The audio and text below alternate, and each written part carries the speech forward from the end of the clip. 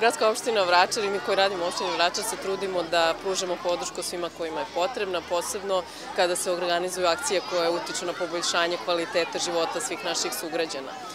Mi smo našu bitku za bebe počeli još 2009. godine kada smo u okviru Beogradskog maratona trčali za bebe i prikupili sredstva za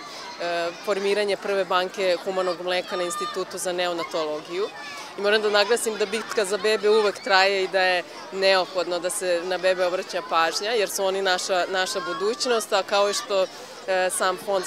fond B92 kaže, heroji ne mogu sami, mi se apsolutno pridružujemo i podržavamo ovakvu akciju. Crveni krst Vračara humanitarno radi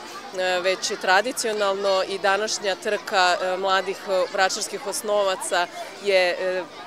pokušaj da se pomogne u ostvarivanju cilja akcije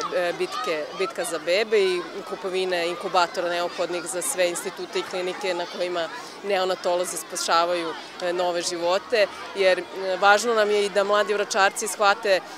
potrebu da se pomaže drugima, a svakako i te današnje bebe će izrasti u i lekare i advokate, pa možda čak i obavljati važne državne funkcije, zašto da ne.